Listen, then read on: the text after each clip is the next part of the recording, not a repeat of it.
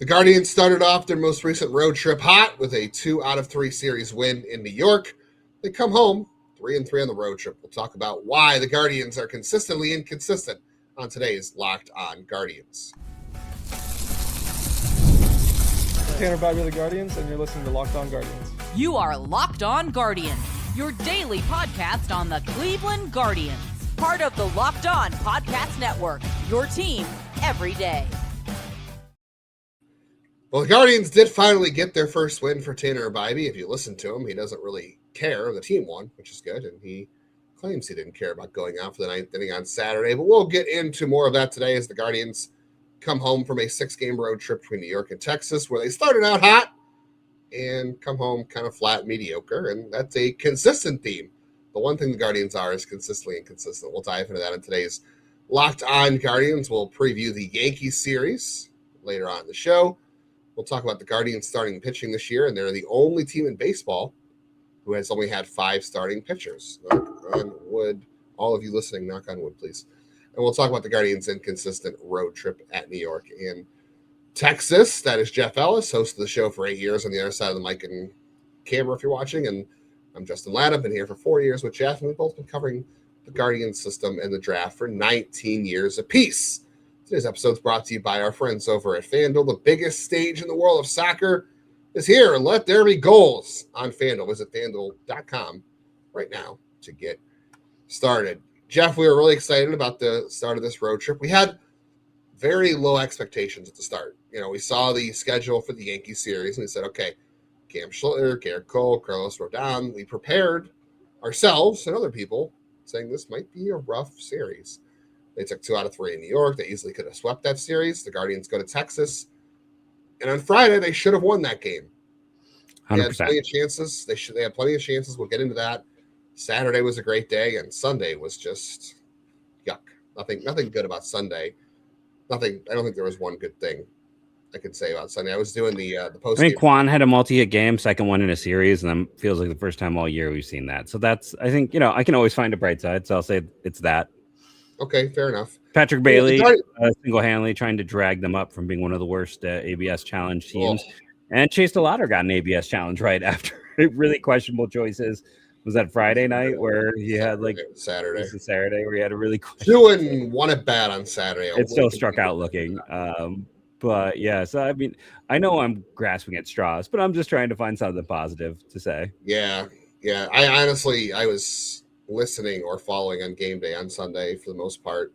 I was out doing stuff, so I guess I didn't miss the worst game, or I wasn't the worst game to miss on Sunday.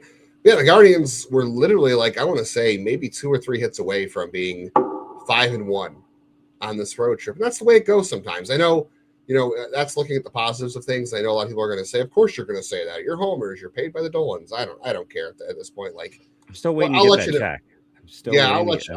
I'll let you know the next time I check my bank account for a check for Dolan's LLC or whatever, Cleveland Guardians LLC. I mean, I would just I would settle for them acknowledging we exist.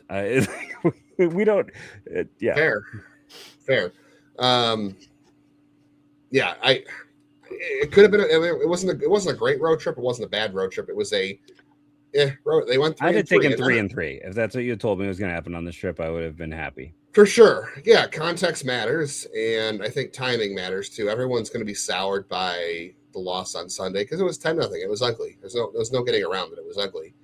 But yeah, they took 2 or 3 in New York, and we talked a lot about that. But that's the way baseball goes sometimes. When you talk about the Thursday game in New York, they lost by a run. And honestly, they brought in Cody Hoyer and Matt Festa, right? Was that who it was? Yeah, and Hoyer gave up. He had a walk. He had a wild pitch. He allowed a steal, and then that's the thing. They got themselves run out of innings. It was the stolen bases because that's the thing. Yeah. When you have Hedgie out there, Hedgie is not good anymore at the run game. That has been a little deficient for him. So that is the advantage Bailey will give you. But yeah.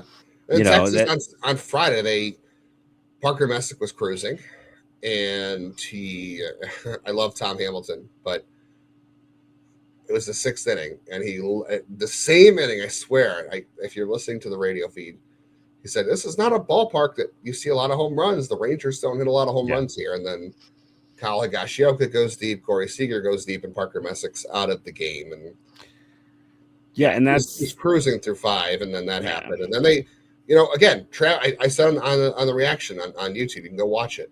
Travis Bassano was on third to lead off an inning, didn't score. He was on second with 1 out after you take the Jose strikeout into account, because he had a single.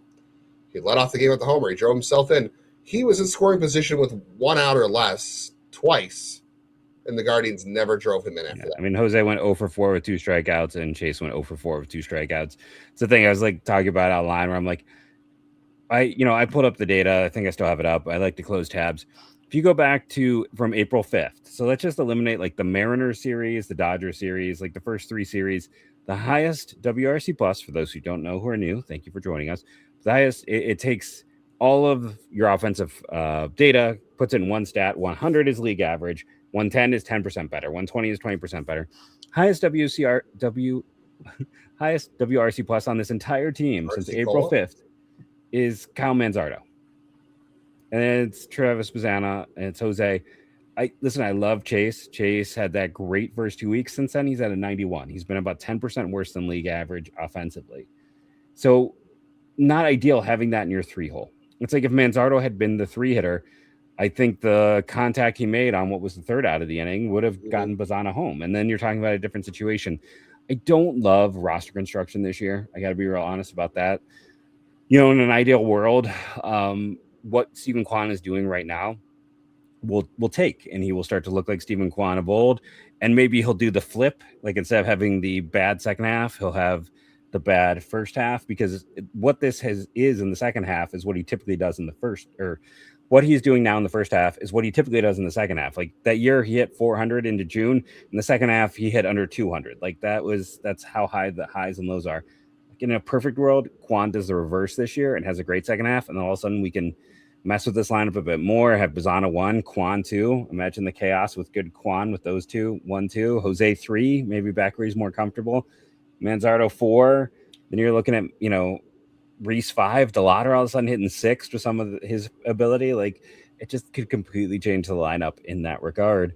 But yeah, I don't love, and Chase has hit the ball hard. He had a really good game Saturday, but yeah, he's been about 10% worse than league average if you start the season on April 5th. So I don't love where that lineup is constructed right now with what they're doing, because the second hole spot is very important, but I mean, so is 3. And right now you have by WRC plus this year, again, eliminate those first 2 weeks where he was on fire. You have your 9th best hitter hitting 3.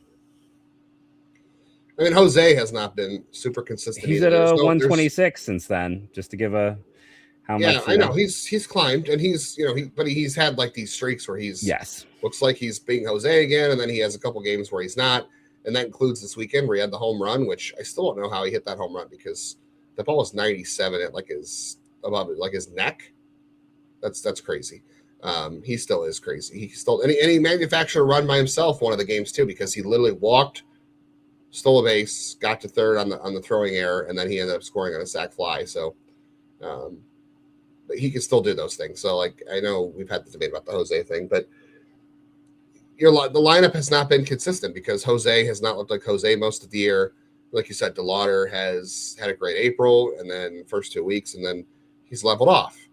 And then Kwan has not been Kwan at all this year, and I honestly don't know if he'll get back to being Kwan. Like you said, in a perfect world, in the second half, he'll be formerly first half Kwan. That would be terrific. I don't know if that's going to happen, and I can't trust it's going to happen. Manzardo's been fine. He's had some ugly stretches, but he's been fine. He's been, like you said, their best hitter since May. No, since April 5th. This isn't even May. This is since April 5th. April 5th. This is just eliminating like the first 3 series. You get rid of the first 3 series. Manzardo's at 130, then Bassano to 128, Jose to 126, Rocchio to 123. Those are your and that's Fry at 113 and Hoskins at 110. Yeah. And because it's lower than the year, you still have Schneemann and Martinez being at 96 and 94, and then you got Chase. Like that's where it is. It's like really you eliminate where he went crazy and had all those home runs in the early games. Outside of that, he's been about 10% below league average. Yeah, so which, I mean, you do that to any hitter, take away the best week of the season, right? You're going to see a drop. It's a little unfair to him. That was but it is also what has happened since then. that was like when a certain local radio host in 2016 said, well, if you take away the Cleveland's 14-game winning streak, they're really not a good team this year. Yeah, we just See, I don't listen to the radio. I don't even know who that is because there you go. I don't listen. I haven't, when I moved back for the time I lived there, I didn't turn on. I was like, oh, this is great. I live in Cleveland. I'll start listening to the radio. It lasted a week and a half, and I was like, okay, so they're never going to talk about baseball, and I've just got to deal with this. Okay, I'm not listening to the radio. Yeah, no, that's what was the case, at least with one host. And yeah, we just eliminate stretches of baseball. That's how it works. We can all cherry pick stats however we want to make certain arguments look good or look bad. And we got more to say about the lineup and why they've been inconsistent. We'll talk about how they get more consistent. We'll talk about the starting rotation and getting through the season with a couple of rookies or a couple of young guys in the rotation. Then we'll take a look ahead to the Yankees series coming up on the rest of today's show.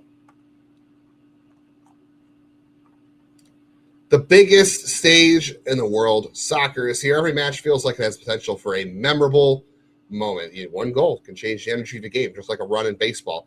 Shift momentum, and outcomes can change in an instant. That's what makes tournament soccer exciting, from the opening whistle to the final kick. And now, FanDuel is giving fans another reason to stay locked in during every match with every goal parlays or pays. Bet on a match. Get bonus bets for every goal scored in that match. More goals mean more bonus bets. All you got to do is turn on your token in FanDuel. I don't know much about soccer, so I'm not going to go over that things, but I will say, baseball-wise, the Guardians are 1.5-point dogs to the Yankees on Monday. You have Will Warren and Gavin Williams going, and Will Warren's been pretty solid this year. Gavin's been great. He was great against the Yankees last time. We'll see how that holds up. Over under at 7.5. I think I'm going to take the under with the Guardians offense, the way Gavin's been pitching. I take the under.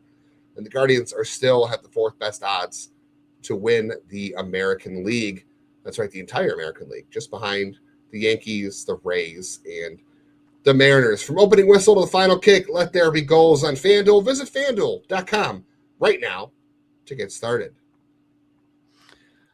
ED is way more common than most guys think. Millions of guys deal with it at some point, and that's exactly why HIMS offers a straightforward way to handle it. HIMS connects you with licensed healthcare providers online, giving you access to legitimate ED treatment options from the comfort of your home. No awkward appointments, no pharmacy lines, just straightforward process that makes it easier to care for yourself. So on Sunday, Texas did not need it. Remember the old days? We'd see Rafael Palmeiro talking about this stuff. Texas didn't need the help. Cleveland, they did. It was a limp stick affair for the offense. It has been their wood is inconsistent. Cleveland's wood is incredibly inconsistent this year. And if you want more consistency with your lumber, then that's why you want to go to HIMS. To get simple online access to personalized care for ED, hair, weight loss, and more, visit hims.com/lockedon. That's hims.com/lockedon for your free online visit. hims.com/lockedon. ML. I should say hims.com/lockedon MLB. I butchered that one. So hims.com/lockedon MLB. Prescription required. See website for details and important safety information. Sildenafil is a generic version of Viagra. Viagra is a registered trademark of Viatris Specialty LLC. HIMS is not affiliated with or endorsed by Viatris.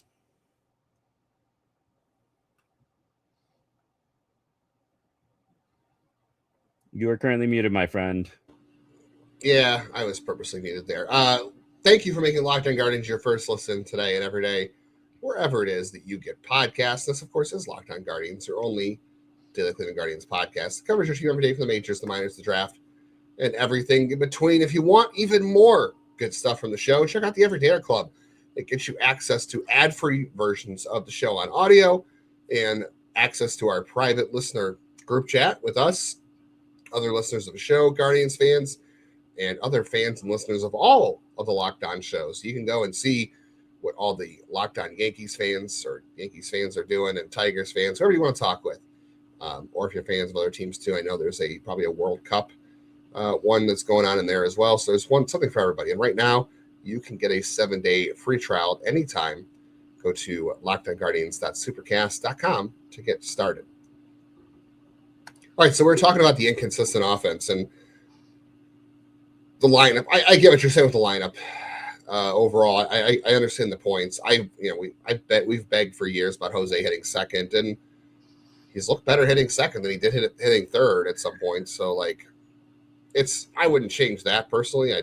We're there. He's okay. He's always said he doesn't like it, and historically the data is not as good there. That's my. But he's doing fine there this year. It's better than it has been in the past there. But I don't think changing the order is going to do a whole lot of difference, because here's the thing. We talked about how Jose hasn't been Jose this year. That's number one. When Jose starts to have more extended stretches, like he had a great series in New York, he had the home run in Texas, and then the other stuff he did. Then he has games like he did Sunday where he didn't do a whole lot. Until we start seeing the week-long heaters, 2-week-long heaters with Jose, that changes the lineup, right? DeLauter, we've seen, had a very high peak at the start of the year, and he's kind of leveled off. I mean, he had the great 2 weeks, and it's been below average since. That's just the truth of it, statistically. Yeah. And you've got other guys in the lineup like Schneemann and Martinez, who are role players, and they were super, super hot early in the year. And now they are both very ice cold. And I think both of them are going to get hot again at some point, because that's the nature of who they are. They have profiles where those guys are going to run hot and cold. But when you have those guys playing pretty much every day, and you have DeLauter, who's going through rookie struggles, and you have Jose not being Jose, and then you have Bazana, who's been great, and he's had a couple of games. Like the New York series wasn't his best. He had the great Friday night, didn't do much on Saturday, didn't do anything on Sunday. He's going to have these stretches. I don't know if he'll cool off the way DeLauter has, because, well, maybe he will. I don't know. They have similar profiles, so maybe he will cool off that way. But when you have two rookies like that who are playing a huge role in your lineup, you have your Hall of Famer, who has not quite played the way we expect him this year. Quan, I don't think you know if anything's ever going to come back with him. And then you have guys like Schneemann and Martinez, who are ice cold and run hot and cold, and you get nothing at catcher offensively. And Rocchio has been steady, and then he's had some games where he's been very cold and then gets hot. So he's had a little bit of a spurt here and there. That creates a lot of inconsistency in the lineup. You have games like New York where you score 9 and 5 runs, and then you have a game where you can't get a hit with runners in scoring position on Friday. Then you get 6 runs Saturday, and you get no runs on Sunday against one of the best pitchers of all time. I don't know if people view Jacob deGrom that way. I think I do. I think he's a Hall of Famer personally. But anyway, that's what's going to happen. Like, I don't know how this lineup becomes more consistent without hoping your rookies overcome some of those challenges, getting Jose back to being Jose, getting Quan back to being Quan, and just hoping for some more consistent hot streaks from Martinez and Schneemann. Like, the lineup's just going to be inconsistent most of the year. And that's why people want to get mad and say, this lineup stinks. Middle of the pack. It's a middle of the pack offense. And that's exactly why. I don't know how it gets more consistent. I don't. I think you're going to have good stretches. I think you're going to have bad stretches. It's just how it's going to be this year. And let's also be honest. Like, I know what people who, because here's the thing, there's a subset that just likes to get mad. And, if you even look at like what they could have done in terms of like legitimately what they could have done in free agency, it was, it was not going to be something that helped them that much. No. It's like even go and look at like, I know going to help that. A lot of people in our comments are like, Pete Alonso, that's the guy to go get. Pete Alonso, like, would he help this team right now? Yes, but he's rocking a 777 OPS right now. He's a 116 RBAT. He is essentially doing similar level of production with better defense to Rhys Hoskins. Now it's a different type of production. He's got more home runs and things like that, and higher average. But there's no, and he was never in their price range. But it's like there was not a way to fix him. So it was always going to be internal. I think what you're talking about is, I would not mess with Rocchio, because I think where he is, he's found success. You don't want to do anything there. I think you got you got some other pieces.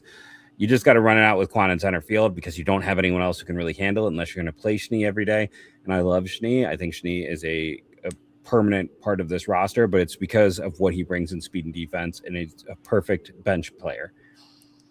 I think really the biggest point of trying to upgrade would be, an upgrade in left field. Like, Martinez is exactly who he is. Like, if people get very mad at us in the past when we talked about like, oh, maybe Bo Naylor, or Gabby Arias and players like that. But Martinez has had a lot of run at this point, and just like those players, he is, like, to a degree, who he is. He has not adapted or changed one iota for the most part since he's come up. Like, he's still, I mean, his last few weeks have been him chasing at balls at his ankles.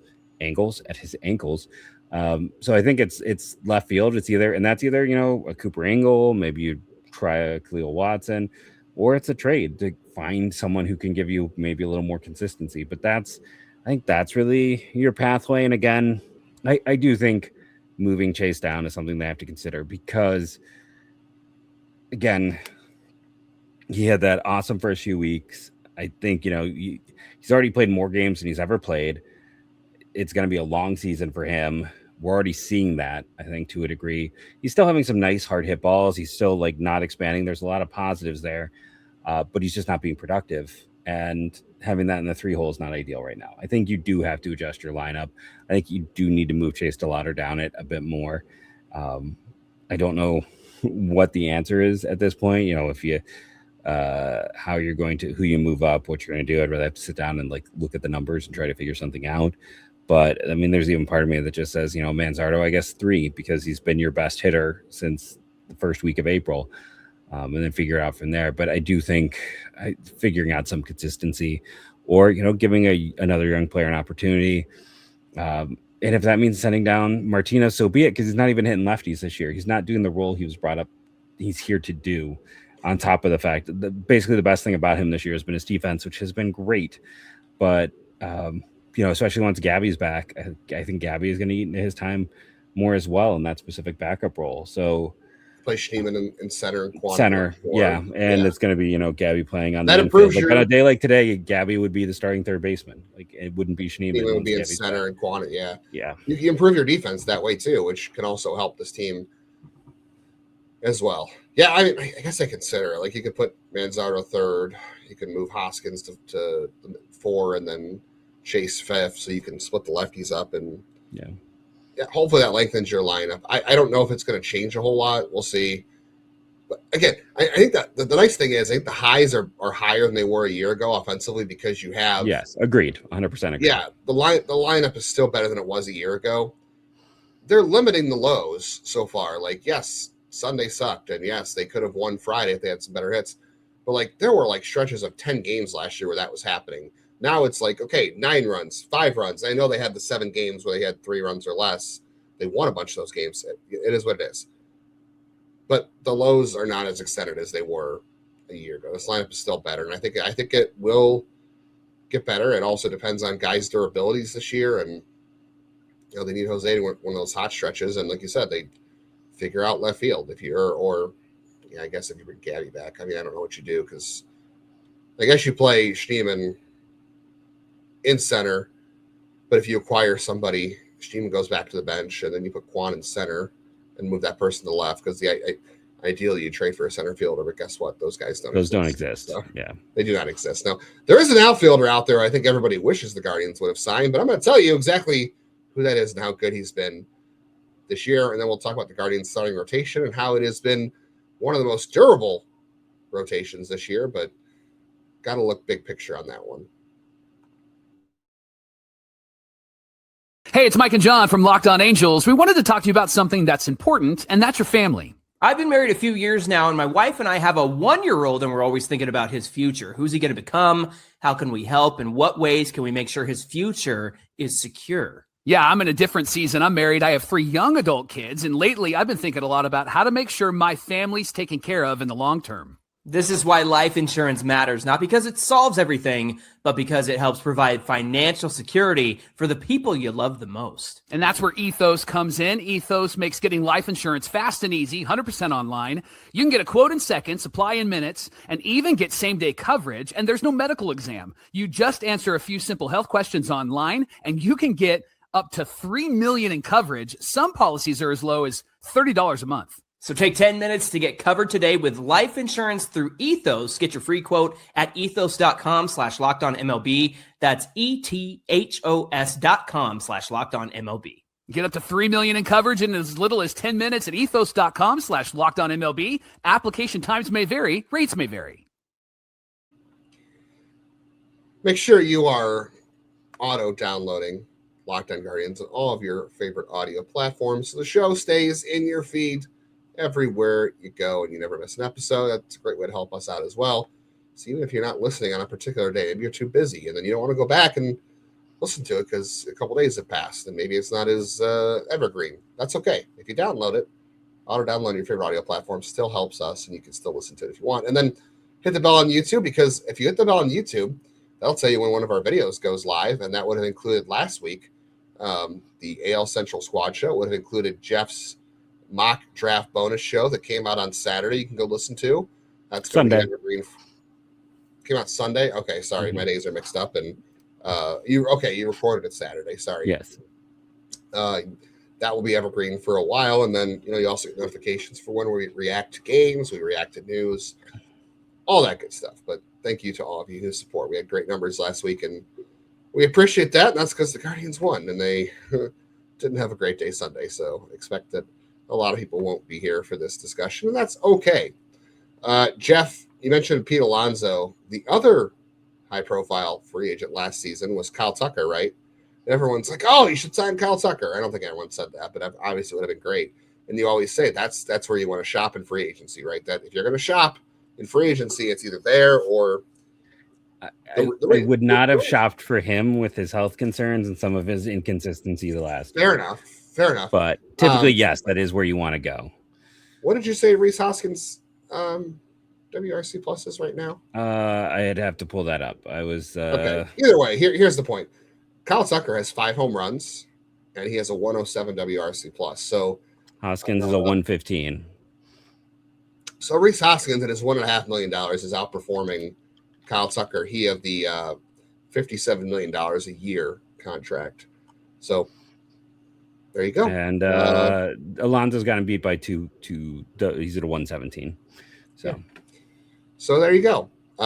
Free agency is you go high or you go very bet. low. I mean, free agency, very honestly, is a sucker bet, because if like, okay, so if you can get a Tarek Skubal, great. If you can get someone of that level, but a lot of times, teams trade those guys. The Dodgers paid for Blake Snell. Like Blake Snell's spent a lot of time in the injured list.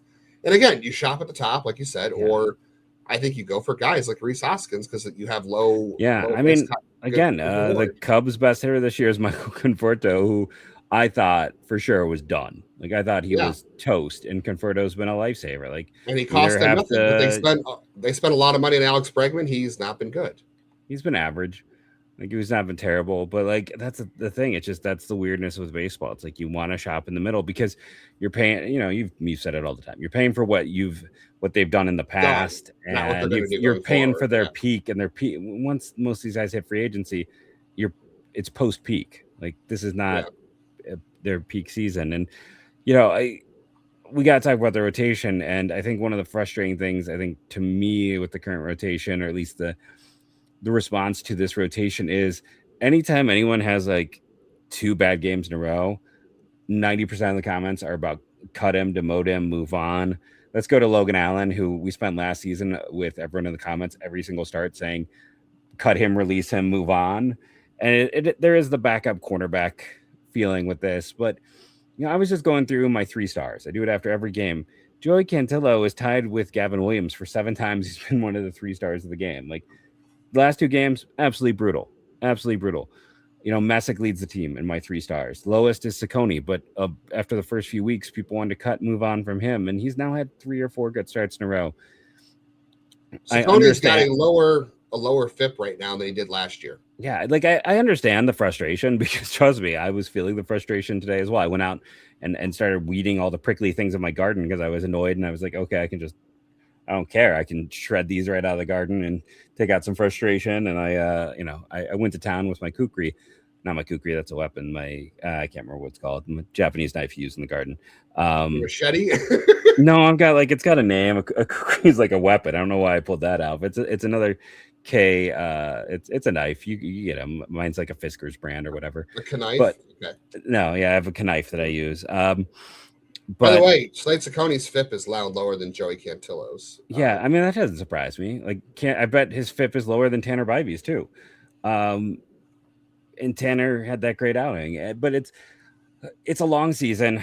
Like, if Cantillo's your first starter, you're fine. Like, honestly, like, there's ups, there's downs. These are frustrating games, but like that's part of a pitching staff. It's part of the year. I mean, even last week we had people in the comments saying how they need to send Cal Manzardo to A-ball because they're tired of him. I'm like, he's been good. Like, he does have some annoying strikeout moments, don't get me wrong. Like, but there is not a perfect player. Even, Jose at peak, there's no such thing. They're going to frustrate you because it's a long season with a hard sport, and there's going to be those moments. Yes, and consistency. That's why we want to bring up consistency too, because consistency is hard. It is the hardest thing to do in baseball. That's why when somebody gets called up, the hard part isn't getting it's hard to get called up, but it's also even harder to stay up in the majors. That's why you see a lot of guys get sent back down again. And I mean, Jose is a great example of that. He was out of options in 2016. And by the way, I had some people ask too about sending Cantillo down. He is out of options. He is not going anywhere, because if you try to set him down, he is getting claimed 100%, 100 times out of 100. All 29 teams, I think, are claiming him. Maybe even the Dodgers probably would claim Joey Cantillo, for God's sakes. Worst case, put him in the pen as a lefty. Maybe. I don't even like that for him. But here's no, I mean, like, if a team claimed him, I'm saying their worst case. Yeah. I'm not saying Cleveland should do that. I'm saying the worst case for any team out there is like, well, we can at least find a role for him. Yeah. So the Guardians are the only team in baseball this year. Again, knock on all the wood that's around you. Get some hymns. We already did my hymns ad. Yeah, we did. I'm just parroting off your greatness. No, I was trying to make another joke about it.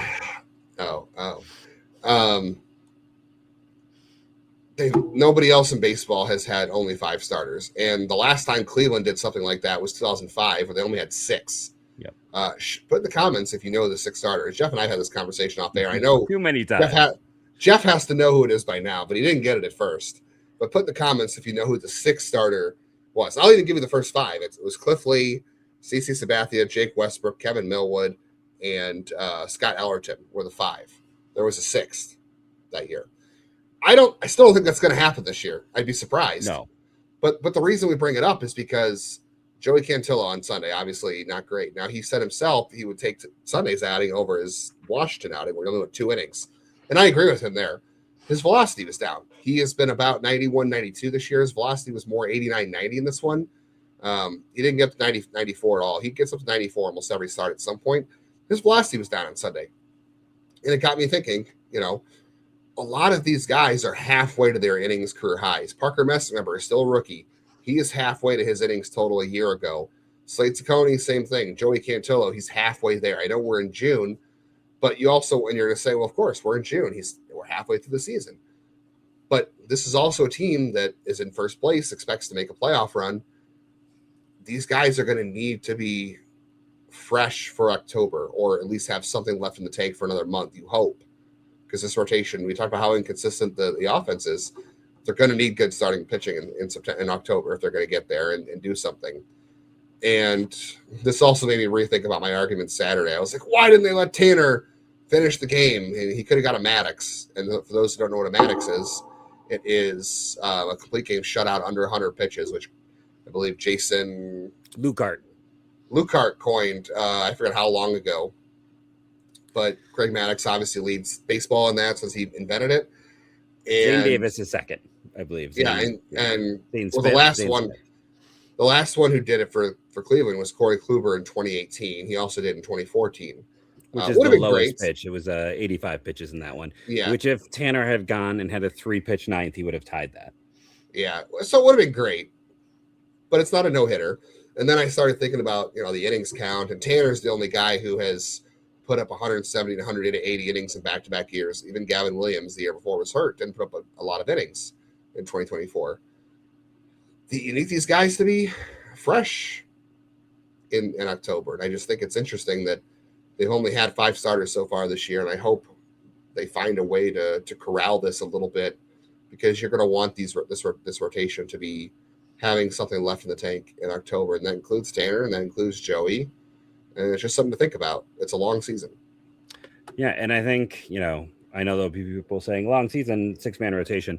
It's very hard to do that until they get to expanded rosters, and you can kind of have that one more pitcher.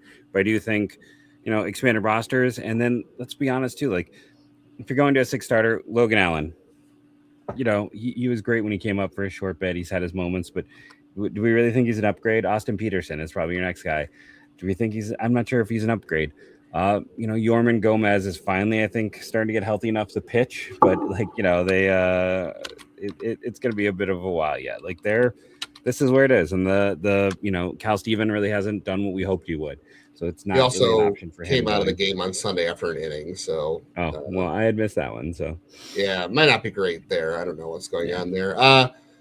We'll be back on Tuesday to talk to you about Guardians Yankees. It is Gavin Williams. It is Will Warren. Should be an interesting game. Should be an interesting series, considering it's kind of a repeat of a week ago for the most part. We'll see if the Guardians can take 2 or 3 at home against the Yankees, and we'll see you back here on Tuesday to talk about it. Thank you all for joining us. Remember, review, download daily. It helps. Listen, shorts are killing all videos on here, so make sure you have us set to subscribe so you actually know when our videos come out. Thank you all, and go Guardians, go.